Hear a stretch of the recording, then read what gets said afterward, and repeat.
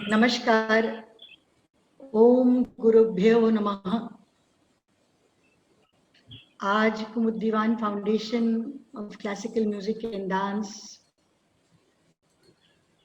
की तरफ से आप सबको इस विमर्श में आप सबका स्वागत है और ये मेरा परम सौभाग्य है कि आपके जैसे विद्वान और विद्वत जन इस जूम की सभा में, इस विमर्श में एक ही मंच पर, वर्चुअल ही सही लेकिन मंच तो है, और वो भी नवरात्रि के शुभ अवसर पर हम इतनी अच्छे विषय पर आज विमर्श करेंगे। और विषय जो है वो नाट्य संगीत है कि उसकी क्या विशेषताएं हैं, क्या नाट्य संगीत उपशास्त्रीय है कि शास्त्रीय है कि लोक है कि क्या है, कि उसमें सब कुछ समाहित है, एक अथाह समुद्र है और उस पर परिचर्चा आज होगी। नाट्य संगीत के संदर्भ में यह विमर्श रखा गया है और इसको हम वेबिनार का नाम नहीं देना चाहते। वेबिनार एक तो भाषा, जो हमारी हिंदी भाषा है वो वेबिनार उसका सूचक नहीं है। दूसरा ये कि वेबिनार बहुत सारे हो रहे हैं तो कुछ समझ में नहीं आता कि उस पर चर्चा है कि परिचर्चा है कि कल्पना है कि परिकल्पना है। विमर्श का अपना एक बहुत महत्वपूर्ण स्थान है। तो ये कहते हुए कि मेरा परम सौभाग्य है आज हमारे बीच प्रोफेसर डॉक्टर भरत गुप्त जी, जो दिल्ली विश्वविद्यालय के रिटायर्ड अंग्रेजी प्रोफेसर रहे हैं, इस समय इंदिरा गांधी राष्ट्रीय कला केंद्र दिल्ली के वो न्यासी हैं, वह एग्जीक्यूटिव न्यासी हैं और नाट्य शास्त्र के, भरत मुनि के नाट्य शास्त्र के अध्येता कई वर्षों से रहे हैं और इस समय राष्ट्रीय अंतर्राष्ट्रीय लब्ध प्रतिष्ठित ख्याति प्राप्त नाट्य शास्त्र के वो विद्वान हमारे बीच उपस्थित हैं, अध्यक्षता कर रहे हैं आज की सभा की। बहुत परम सौभाग्य हम सबका कि आप सब विद्वानों को आज सुनेंगे। आप सब 4 विद्वानों के बीच में मैं आज उपस्थित हूँ। ये माँ भगवती की मुझ पर असीम कृपा है कि मुझे हमेशा साधु संगत माँ ने दी है और आगे भी इस तरह से देती रहेगी, यही मेरी प्रार्थना और विनम्र विनती है। और हम सबका छोटा परिचय मैं देना चाहूंगी। हमारे साथ भारतवर्ष के मूर्धन्य शास्त्रीय संगीतकार, और मैं तो उन्हें म्यूजिकोलॉजिस्ट पार एक्सीलेंस कहती हूँ। किसी भी संगीत की विधा पर 70 प्रकार का संगीत होता है, किसी भी संगीत विधा पर उनको बोलने के लिए बिठाया जाए तो उनसे ज्यादा अच्छा बोलने कोई सक्षम नहीं लगता मुझको।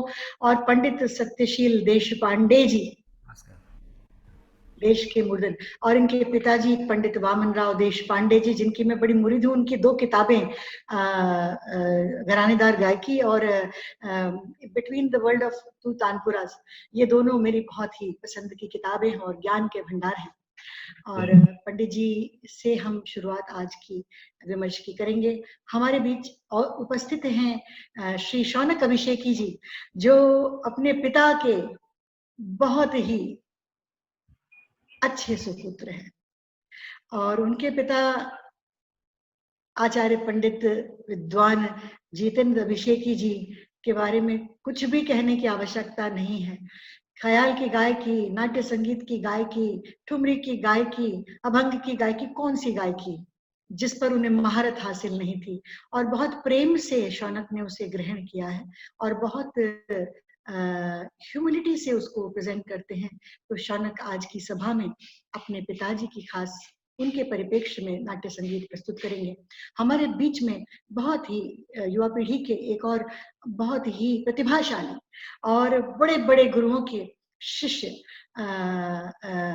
पंडित सीआर व्यास जी के शिष्य और गुरुओं के, और आपको पंडित सत्यशील देशपांडे से भी मार्गदर्शन प्राप्त हो रहा है। मुंबई से श्री संजीव चिमलगी जी आज उपस्थित हैं। वो हमें टेक्निकली भी सपोर्ट कर रहे हैं जूम विमर्श के लिए, और संजीव जी भी अपनी बात रखेंगे और नाट्य संगीत की परंपरा के बारे में अवगत कराएंगे, कुछ सुनाएंगे भी। और मैं अब समय नहीं लूँगी। एक बार फिर कहूँगी कि आज कुमुद्दीवान फाउंडेशन की तरफ से मैं कुमुद्दीवान आपका स्वागत ही नहीं करती हूँ। मैं आज धन्य हूँ, विभोर हूँ और मेरे पास शब्द नहीं है कि ऐसे विद्वानों के बीच और वो भी भरत जी के की उपस्थिति में ये भगवती के चरणों में हम सब विमर्श प्रस्तुत कर रहे हैं। तो पंडित सत्यशील देशपांडे जी से आग्रह है कि मराठी नाट्य संगीत पर आप प्रकाश डालें, हम सबका ज्ञानवर्धन करें और आपके पास जो अनन्य बंदिशों के खजाने हैं वो साझा करें ताकि भारतवर्ष के श्रोतागण, सुधी श्रोतागण उससे आह्लादित हों और उसका आनंद उठाएं। पंडित जी। नमस्कार। मैं कुमुद्दीवान फाउंडेशन का तहे दिल से शुक्रिया अदा करता हूँ, आभार व्यक्त करता हूँ और बस शुरू हो जाता हूँ क्योंकि सीमित अवधि है। हे ना कुमुद समोर मराठी नाट्य संगीत यह संकल्पना स्पष्ट करने हेतु और फिर बाद में जो उत्क्रांतियाँ आई उन्हें जानने के लिए मराठी संगीत नाटक के मूल स्वरूप को समझना आवश्यक है। तो आइए संक्षिप्त में मराठी संगीत नाटक का इतिहास जान लेते हैं। इतिहास को संक्षिप्त करना अपने आप में विरोधाभास है और विडंबना भी। याद आया, एक छात्र को, छोटे बच्चे को शिक्षक ने पूछा पाठशाला में कि पाचन क्रिया का कार्य संक्षिप्त में बताओ। तो उसने इतना संक्षिप्त कर दिया, उसने कहा कि पाचन क्रिया का कार्य दाहिने हाथ से शुरू होकर बाएं हाथ से खत्म होता है। तो इतना तो संक्षिप्त मैं नहीं होना चाहूँगा, पर कुछ प्रमुख तथ्य आपके सम्मुख रखता हूँ और मैं चाहता हूँ कि एक नीरस विद्वत्तापूर्ण प्रबंध जैसा लोग समझते हैं कि ऐसे लिखने से डॉक्टरेट मिलती है, क्योंकि न वो पढ़ने वाले को समझता है न खुद को पता होता है। तो जरा थोड़ा इसको रोचक हो, रंगीन हो, ये मेरा प्रयास रहेगा। प्रथम मराठी संगीत नाटक 1843 में विष्णुदास भावे द्वारा प्रस्तुत हुआ, जिसका नाम था सीता स्वयंवर। इसके पहले तंजावर के जो भोसले राजवंश था वो लोग कुछ नाटक करते थे। एक राधा माधव कल्याण, लक्ष्मी नारायण कल्याण, ऐसे वो पौराणिक माइथोलॉजिकल आख्यान होते थे। पर नाटक का रूप विष्णुदास भावे ने 1843 में दिया, जिसका नाम था सीता स्वयंवर। इसकी प्रेरणा मराठी और खास करके कन्नड़ भागवत कीर्तन परंपरा से आई थी। हाँ? और इसका प्रयोग भी, ये नाट्य प्रयोग की पेशकश भी कीर्तन नुमा ही होती थी, sort of a one man show.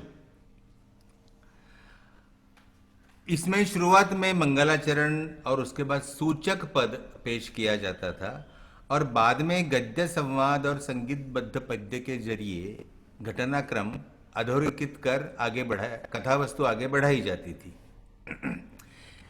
गौर करने की बात है कि इस नाटक में गद्य और पद्य सूत्रधार द्वारा ही बतियाए और गाए जाते थे और नाटक के अन्य पात्र किरदार केवल मूकाभिनय करते थे।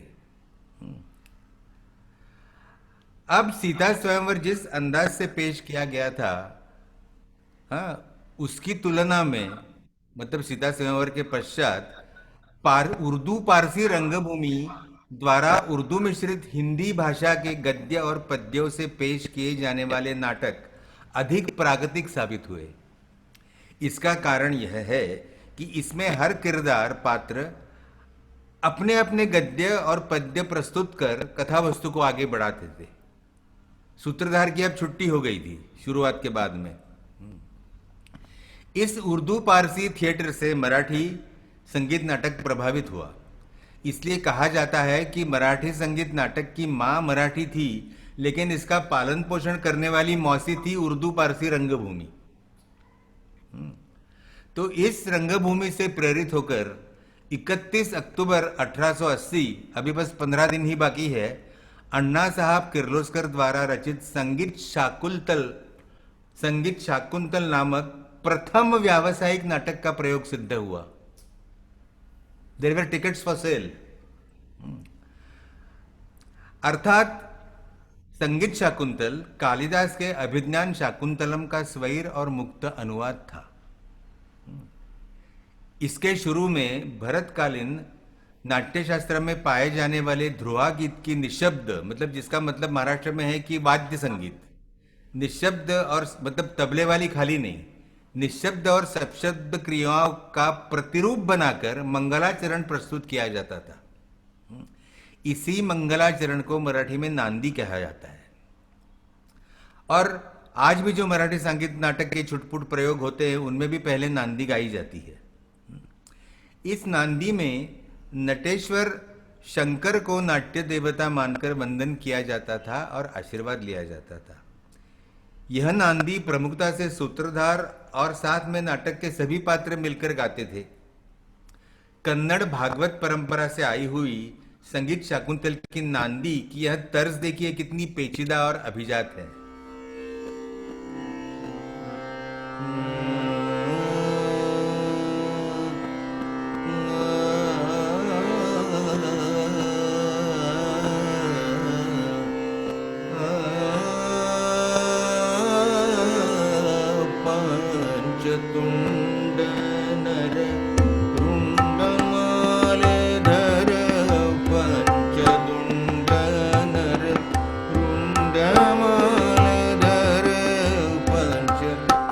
ताल की विशेषता देखिए कि जो केवल मराठी संगीत नाटक में पाया जाता है कि केहरवा का यह रूप धिन धिंदा तिन तक धिन धागे त्रक धिन धिंदा तिन, खाली भरी का कितना पेचीदा उपयोग है और सौंदर्य पूर्ण। अब धा धिन धागे त्रक धा तिन तागे त्रक बहुत ही प्राथमिक अवस्था का केहरवा है।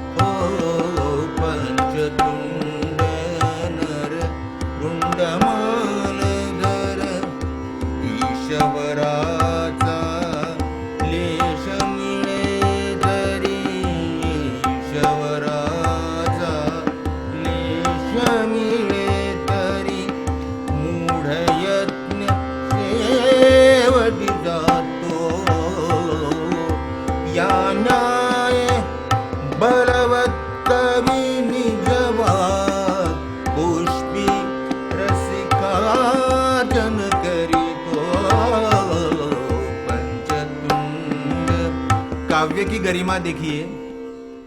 या न्याये बलवत कवि निजवाक पुष्पी रसिकार्चन करतो। अक्षर गणवृत्त और मात्रा गणवृत्त का इतना सुचारू प्रयोग होता है मराठी नाट्य संगीत में कि भाषा के आनंद के लिए एक अलग सेशन करेंगे। खैर, इस नांदी के पश्चात सूचक पद का गायन सूत्रधार करता था। इस सूचक पद में नाटक की कथा वस्तु का संक्षिप्त परिचय इस अंदाज से दिया जाता था कि मानो वह कथा नटेश्वर के जीवन में ही घटी हो। मिसाल के तौर पर सौभद्र नाटक की कथा वस्तु है सुभद्रा और अर्जुन का विवाह। अर्थात अर्जुन को वर के रूप में पाने के लिए सुभद्रा को क्या क्या संकट झेलने पड़ते हैं और कैसे उन पर वह विजय प्राप्त कर लेती है और अर्जुन को भी प्राप्त कर लेती है। तब सौभद्र नाटक के सूचक पद में हमें अवगत कराया जाता है कि इसी तरह मुसीबतों को झेलकर पार्वती ने शंकर को प्राप्त किया था। हाँ, वर्णन है सुभद्रा की कहानी का, पर इशारा है सुभद्रा की तरफ, संकेत है सुभद्रा की तरफ। आइए सुनते हैं सौभद्र का सूचक पद। तुम तो शंकर सुख कर हो। मैं संजीव को विनती करूंगा, क्योंकि जवान खून है, पूरी तरह फुर्ती से गाएंगे इस सूचक पद को। हाँ जी। तुम्हा तो शंकर सुख कर हो, तुम्हा तो शंकर सुख कर हो, तुम्हा तो शंकर सुख कर हो। हिमधर स्थित विकट काननि, हिमधर स्थित विकट काननि, तप करे प्रिय करी शुभ करी सुंदरी तिजवरी। उलत निज कैलास लगी तो शंकर सुख कर हो, तुम्हा तो शंकर सुख कर हो। पद्मजा मुररिपु सही अवमानी, पद्मजा मुररिपु सही अवमानी। इंद्रा चंद्रा सकला सोडुनी, इंद्रा चंद्रा सकला सोडुनी। पर्णनी कुंदरदनि सुकुंतला वेणी, जागली शिववरा अनुसारी। पर्वताग्र शिरोमणी अर्पी कन्या सद्गुणी, पर्वताग्र शिरोमणी अर्पी कन्या सद्गुणी। हर्ष निर्भर कर ग्रगणी,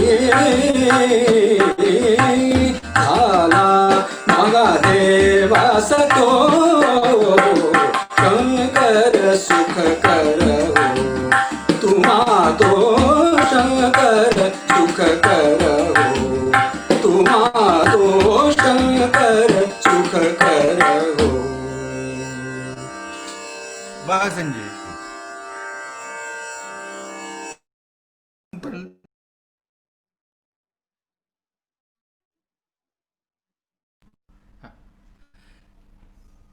तब इस शाकुंतल नाटक से यह प्रथा रूढ़ हुई कि नाटक में सूत्रधार का अस्तित्व केवल नांदी और सूचक पद तक ही सीमित रहेगा। उसके पश्चात वो मंच नाटक से अनुपस्थित रहेगा और फिर नाटक के किरदार गद्य संवादों से और संगीतबद्ध गीतों के सिलसिले से कथा वस्तु को आगे बढ़ाएंगे। यह सुनिश्चित हुआ। महाराष्ट्र में ये बहुत कहा जाता है, और मुझे ये बात महेश एलकुंचवार जी ने कही थी, मेरे बड़े अच्छे मित्र हैं, कि प्रख्यात नाट्यकर्मी अलकाजी साहब ने कहा था किसी सेमिनार में महाराष्ट्र में कि मराठी संगीत natak is Maharashtra's contribution to world theatre. Marathi संगीत नाटक का स्वरूप अपने आप में जागतिक रंगभूमि के लिए एक योगदान है। यह उन्होंने शायद इसलिए कहा हो कि मराठी संगीत नाटक का फॉर्म अपने आप में बेमिसाल है, यूनिक है। यह ओपेरा की भांति संपूर्ण पद्यमय नहीं है जिसमें केवल संगीत का ही प्राबल्य रहता है। यहां संगीत मनोरंजन के लिए या गद्य से रिलीफ पाने हेतु एक आभूषण की तरह उपस्थित नहीं रहता, जैसे कि हिंदी फिल्म संगीत में होता है कि हिंदी चित्रपट में, चलचित्र में एक सिचुएशन आती है, बताया जाता है कि बहुत ही सुंदर समय है, सावन की फुहारें हैं, और उसका गद्य शब्दों में वर्णन आता है कि कितना सुहाना मौसम है, और फिर नायक गाएगा, सावन का महीना पवन करे शोर, जियार झूमे ऐसे जैसे बनमाना चे मोर। अरे पर पहले आप लोग ये गड्ढे में और आप उस समय बता चुके हो, फिर ये द्विरुक्ति क्यों? तो ऐसी दुर्गति मराठी संगीत नाटक में कहीं भी पाई नहीं जाती है। श्रोतागण संगीत की बढ़त का आनंद उठाए, यह भी नाट्य संगीत का मकसद नहीं था। हाँ। तो होता यह था इस संगीत नाटक में कि संपूर्ण कथा वस्तु का घटनाक्रम गद्य और पद्य के माध्यम से आगे बढ़ता था। गद्य और पद्य के सिलसिले की हर कड़ी अत्यावश्यक और अनिवार्य होती थी। इसमें से कोई एक भी कड़ी छूट जाने से या उसकी कटौती करने से कथा वस्तु का सातत्य टूटकर वह अनाकलनीय और निरर्थक हो जाती थी। अब संगीत शाकुंतल का जो प्रथम प्रयोग हो गया, और अगर पूरे समुचे ढंग से करना चाहे तो रात को जो 9 बजे शुरू होता था, सवेरे 6 बजते थे और लोग देखते थे। तो कोई भी कड़ी की कटौती करने से कथा व वस्तु का सातत्य टूटकर वह अनाकलनीय और निरर्थक हो जाती थी, अधूरी अपूर्ण सी प्रतीत होती थी। क्योंकि पद्य का कार्य यहां पर नरेशन की तरह है, नरेशन को आगे बढ़ाना है कथा वस्तु को, और पद्य का आशय, शाब्दिक आशय गद्य संवादों से कम महत्वपूर्ण नहीं था। अब आइए नाट्य संगीत की विविधताएं। हाँ, पर एक बात कहना चाहूंगा कि यह जो मैंने अभी गद्य और पद्य का समान महत्व वर्णन किया, इसका उपयोग केवल 4 प्रमुख संगीत मराठी नाटक में हुआ। वो थे शाकुंतल, सौभद्र, मूर्छकटिक और शारदा। उसके बाद में यह अनुशासन शिथिल होने लगा, इसका पालन ठीक से नहीं हो पाया, क्योंकि उत्क्रांति हुई नाट्य संगीत के स्वरूप में, जिस पर मैं कटाक्ष आगे जाकर करूंगा। तो अब नाटक में जो पद आए थे उनकी तर्जें कई स्रोतों से आई, कई सोर्सेस से आई। पहले तो इसमें वृत्त आए, मराठी मात्रागण वृत्त आए। ये मेरे ख्याल से हिंदी मराठी सब हमारे भाषाओं में ये काव्य शास्त्र से आते हैं, मम्मट के या। तो ये अक्सर साकी, दिंडी और कामदा जैसे वृत्तों में गाए जाते थे। अब ये जो साकी है वृत्त, हाँ, अब ये उर्दू शायरी वाली साकी नहीं है। क्या गालिब मियाँ ने भी खूब कहा है, साकी गरी की शर्म करो, साकी गरी की शर्म करो, आज वरना हम हर शब पिया ही करते हैं मैं जिस कदर मिले। हाँ। आपके मेहमान नवाजी का जरा ख्याल रखो, हम तो जिस कदर मतलब जितनी और जैसी मिले रोज पी ही लेते हैं, मतलब सांगीतिक सुरा। तो ये जो साकी है इसकी तरफ एक ही रहती है, एक ही रहती थी। नाटक में 20-30 साकियां है to as a tool of continuing the story line, पर साकी की तर्ज एक ही होती थी। तो ये शाकुंतल की जो साकी है बड़ी मजेदार है, पर ये बाद में सुनाऊंगा। और क्या क्या आया मैं कहूंगा पहले इसमें।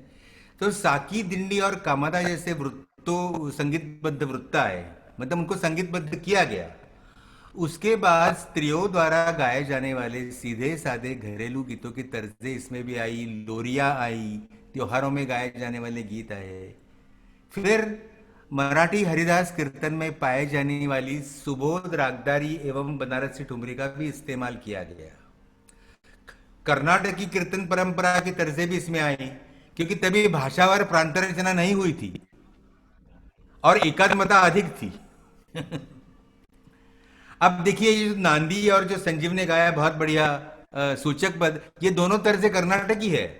शाकुंतल संगीत नाटक में लिखा है कि कन्नड़ उसके शब्द भी दिए हैं, इस कन्नड़ तर्ज पर आधारित ही थे वो। इसमें उर्दू और पारसी रंगभूमि से कई गजल कवाली नुमा तर्जें आई। फिर तमाशा के नाम से जिसे जाना जाता है, उस मराठी लोकनाट्य में सुप्रतिष्ठित और श्रृंगारिक लावणी की धुनें भी इस पद्य गायन के लिए उपयोग में लाई गई। इतना तो क्या, ब्रिटिशों द्वारा तब तक जो बैंड स्टैंड प्रस्थापित हुए थे उनमें बजने वाली बैंड की धुनें भी संगीत नाटक में आ गई। शंभो शिव गर करुणा कर हे विश्वेश डर डर डर डर डाड़ा, ये बैंड पर बजने वाली धुन थी। एक तो अभिनेता स्वयं गायक हुआ करते थे। ये जो धुनें थी वो निश्चित एक तो कवि करता था। अब नाटककार को कवि कहा जाता है, हाँ? इसलिए कालिदास को भी कवि कुलगुरु कहा गया है, नाटक उन्होंने जितने भी लिखे हो। तो अभिनेता गायक भी हुआ करते थे और अपनी तर्जें खुद ही निश्चित करते थे, हाँ? और जिन जिन परिचित जानी पहचानी तर्जों का समाज में प्रचलन है वही तर्जें नाटक में लाई गई।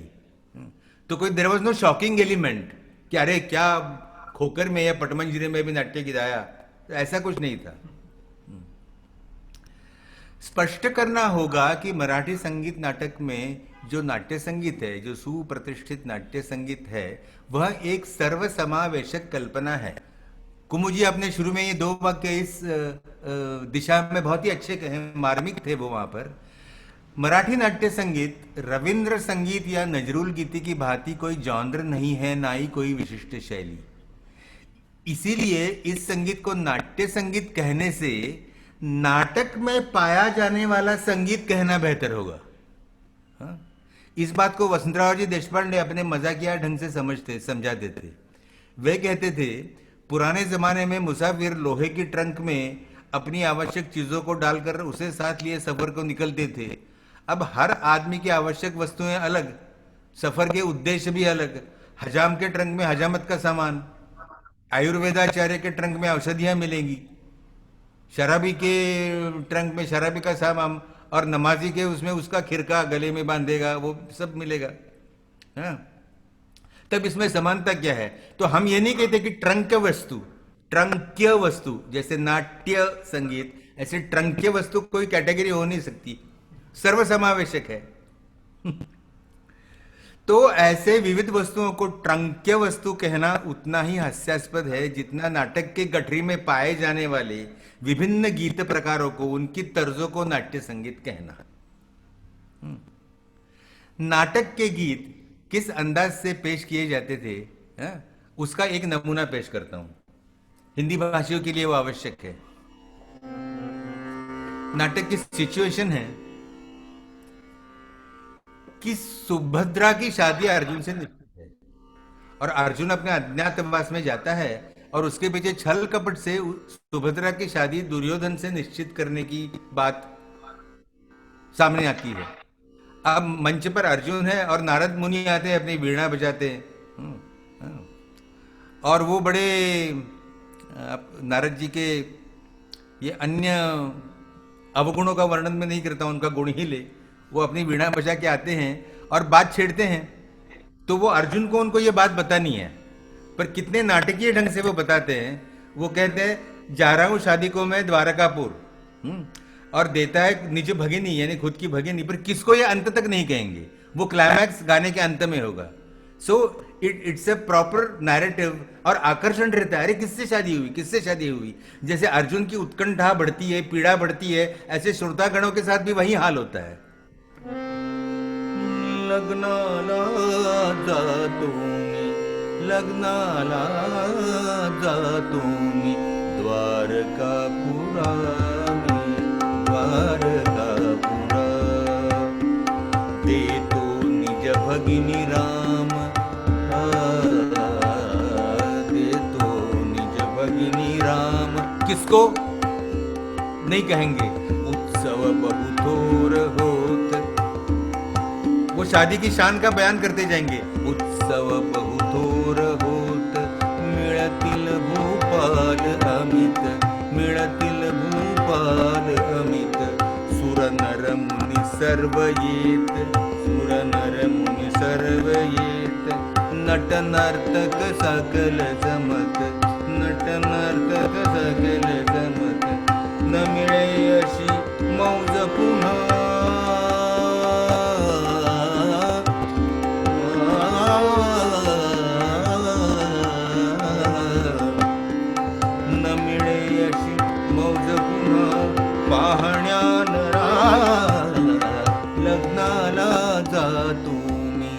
द्वारकापुरा मी, द्वारकापुरा, देतो निज भगिनी राम, देतो निज भगिनी राम। हाँ भाई, राम यानी बलराम, तो निज भगिनी राम कौरवेश्वरा।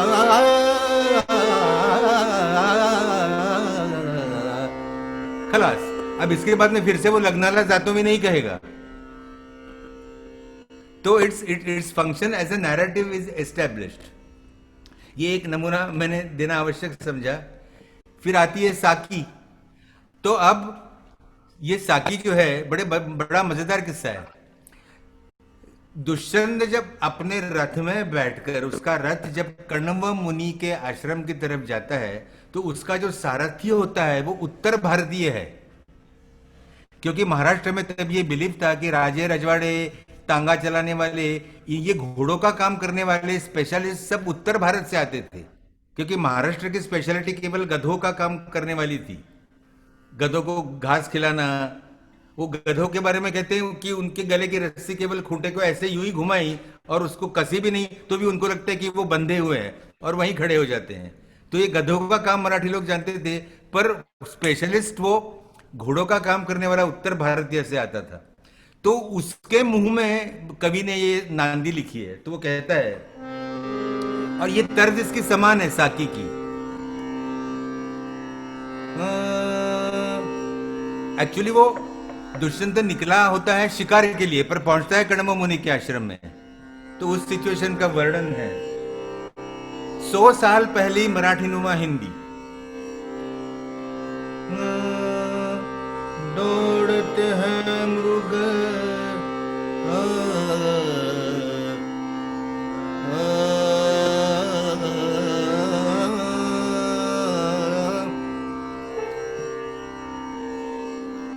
दौड़ते हैं मृग चलिया पकी, मूरत धनुक चढ़ा के। दौड़ते हैं मृग चलिया पकी, मूरत धनुक चढ़ा के। छब दिखती है मुझको जैसे शिवजी जंगल भटके।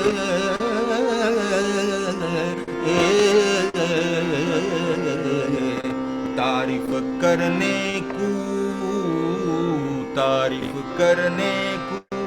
अकल नहीं है बंदे को।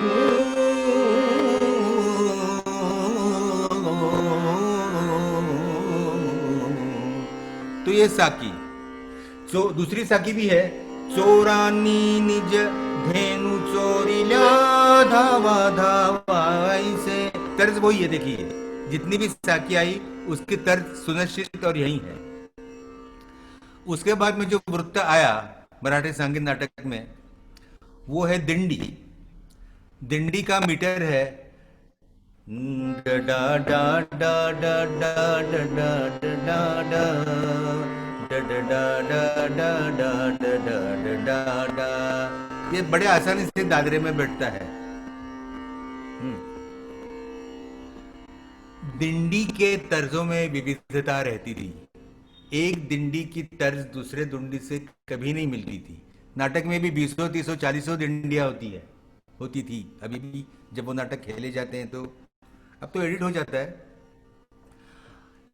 ये तर्जें बदली भी जाती थी और ऐसे पब्लिसिटी होती थी कि आज दिल्ली की नई तर्जें सुनने मिलेंगी तो श्रोतागण आकर्षित होते थे।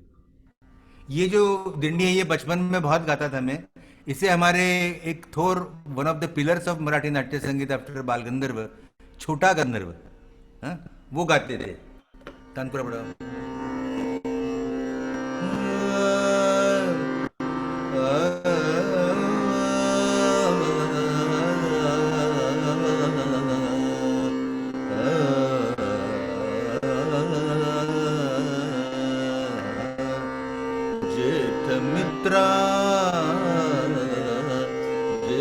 मित्रा धादीना धादीना धादी जेठ मित्र सप्तद्वार्थ पहाया जेठ मित्रा तद्वार्थ पहाया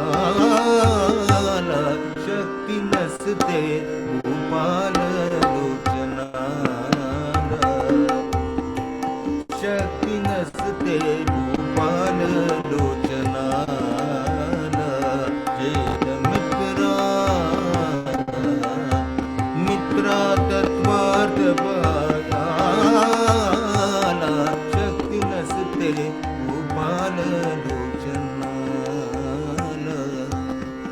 अब मैं हर दिंडी की सिचुएशन बताऊंगा तो बहुत वक्त जाएगा, केवल तर्ज ही गाता हूं।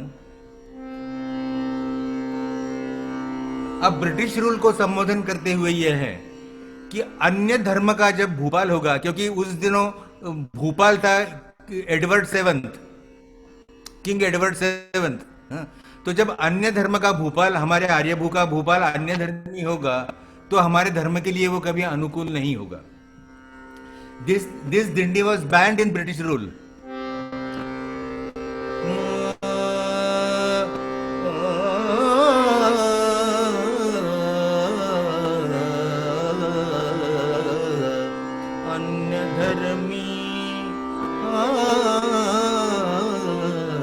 अन्य धर्मी भूपाल आर्यभू का,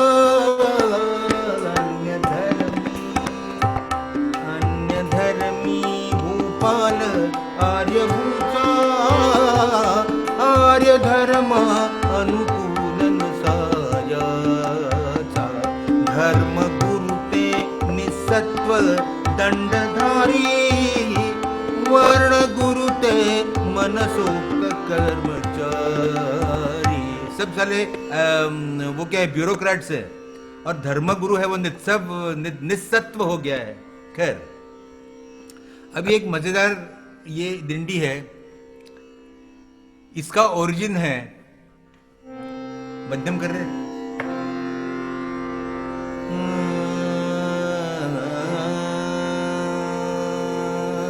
अब देखिए गद्य में से पद्य आने के लिए मुझे लगता है कि आवाज की लगाव अलग होनी चाहिए, इतना वक्त होता है। वहां पर 9 गज की साड़ी पहन के बालगंधर्व और अन्य स्त्री भूमिकाएं अदा करने वाले पुरुष क्विकली वो शुरू हो जाते थे। ये क्लासिकल गवाइयों के बस की आवाज नहीं है।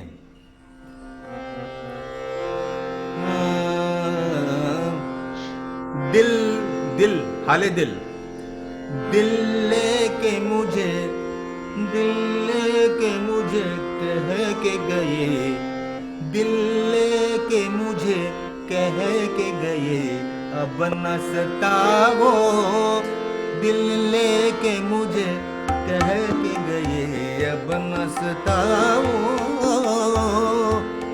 सताओ दिल। अब इसका ये जो तर्ज आई, इसकी सिचुएशन थी कि युवतियां चैत्रोत्सव मना रही है अधेड़ उम्र की अपने सहेलियों के साथ। तो वो हो गया वैशाख मासी वासंती का समय शोभला, वैशाख मासी वासंती का समय शोभला, आम्रासव पिऊनी गान,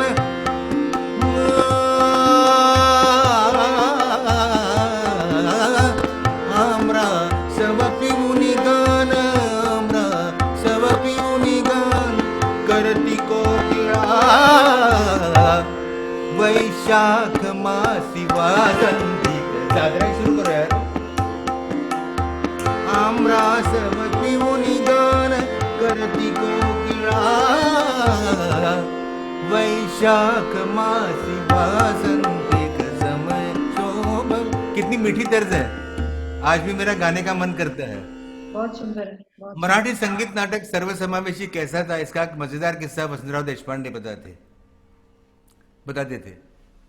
मेरा उनसे बड़ा घनिष्ठ परिचय था, जैसे कि अन्य गवैयों के साथ भी।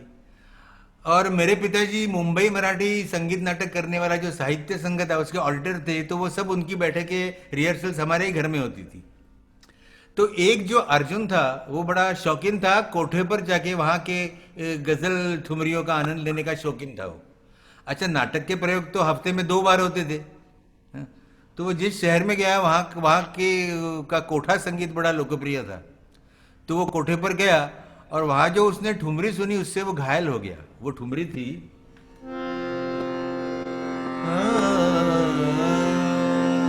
मंडलेश्वर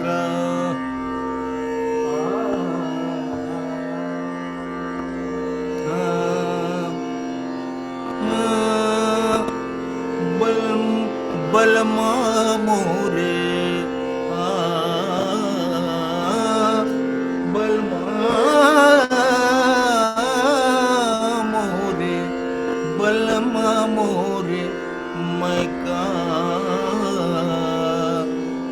छांड गैला हो बलमा मोरे मैं का छांड गैला हो बलमा मोरे।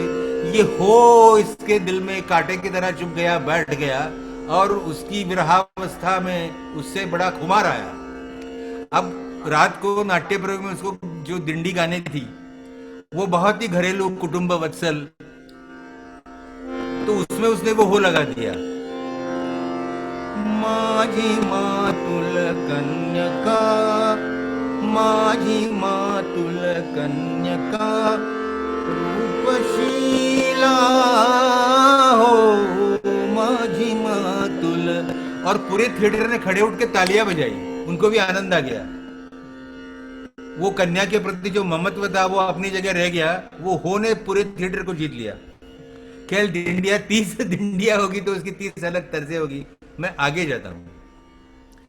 आगे का वृत्त है कामदा।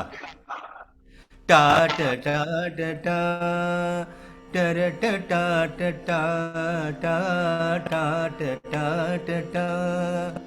अब इसकी सिचुएशन है कि जब कन्या उपवर हो जाती है, उसकी शादी का वक्त आता है, तो माँ के हृदय में जो एक चिंताएं उभरती है कि कैसे दामाद कैसे होगा, उसका स्वभाव कैसे होगा, उसका कुल कैसे होगा, कहाँ वो रहता है, उसके जनक जननी अगर है तो उनका रेपुटेशन क्या है समाज में, पैसा कितना खर्चा होगा, उसकी उम्र क्या है, क्योंकि तभी अधेड़ उम्र की, मतलब जरठ बाला विवाह पर ये तो एक संगीत नाटक की थीम है संगीत शारदा की, कि 60-70 साल के बूढ़े की शादी 10 साल के नववधू से होती है। अब इसके लिए जो पूरा एक 1.5 पन्ने का डायलॉग लिखना पड़ता था, वो हमारे अण्णा साहब, कवि कुलगुरु मराठी संगीत नाटक के अण्णा साहब ने 4 लाइन में कामदा वृत्त में और घरेलू तर्ज में इतना सुंदर कहा है। जन्म घेती ते, जन्म घेती ते कोणत्या कुळी, जन्म घेती ते कोणत्या कुळी, वसती नित्य ते कोणत्या स्थळी, जनक जननी असती कीतया, जनक जननी असती कीतया, द्रव्य किती दिले दिवस किती वया, जन्म घेती ते। देखिए यहां पर हरकत खटका तान कुछ नहीं है,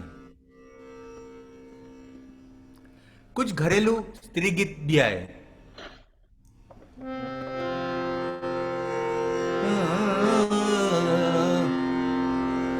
काय पुरुष चढले बाई, काय पुरुष चढले बाई, ताळमुळी उरला नाही, काय पुरुष चढले बाई, ताळमुळी उरला नाही, धर्मनीती शास्त्रे पायी तुडविती कसे हो, काय पुरुष चढ़ले बाई।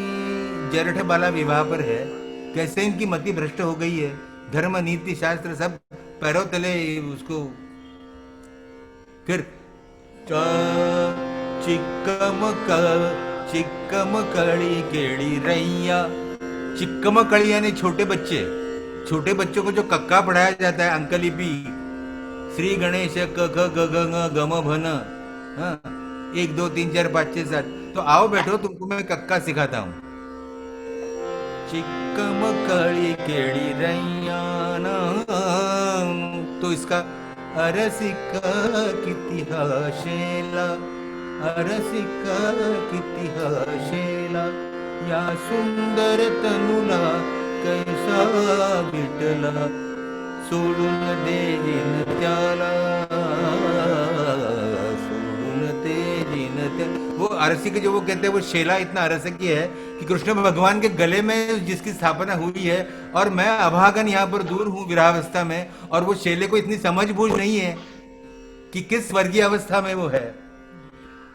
ऐसी कन्नड़ तर्जें भी बहुत आई। देहाता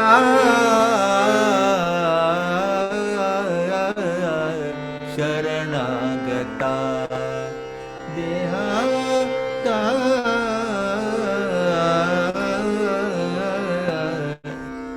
और प्रसिद्ध नाट्य गीत चंद्रिका ही जणु, जो नाटक में लिखा है, दादरा गाया जाता था तीन ताल में, फिर मास्टर दीनानाथ ने उसको रूपक में किया। मैं संजीव को कहूंगा कि संजीव जरा सुनाए, तब मेरे को भी गले में